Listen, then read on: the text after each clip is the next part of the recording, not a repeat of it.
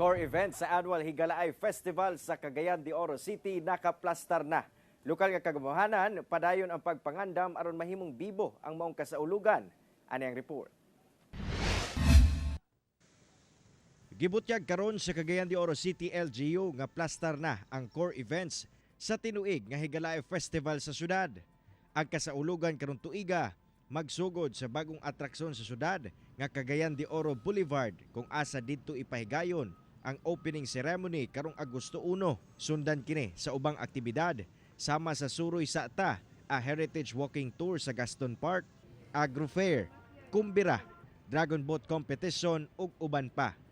Siyempre, ang highlight sa kapistahan nga Miss Cagayan de Oro, Civic Military and Float Parade, street dance competition o fluvial procession magpadayon gyapon. Turning people's attention away from negative influences.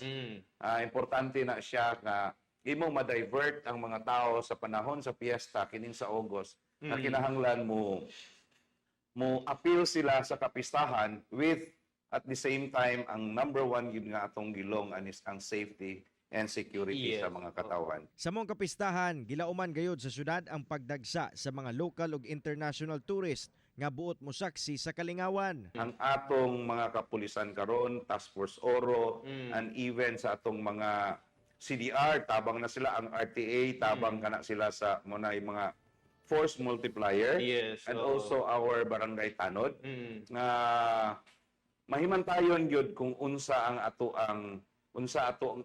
angay nga kung mahimo ang usa ka activity mahimong successful. Samtang ginatun-an sab karon sa Cagayan de Oro LGU ang pagpalambo pa sa mga natural tourist attraction nga anaa sa bukirong bahin sa syudad.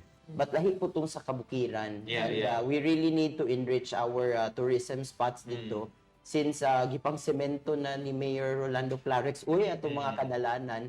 So, moabot na gyud kita sa mga far-flung barangays. No? Kauban si Makoy Sempron sa kamera. Ako, si Cyril Chavez para sa One Mindanao.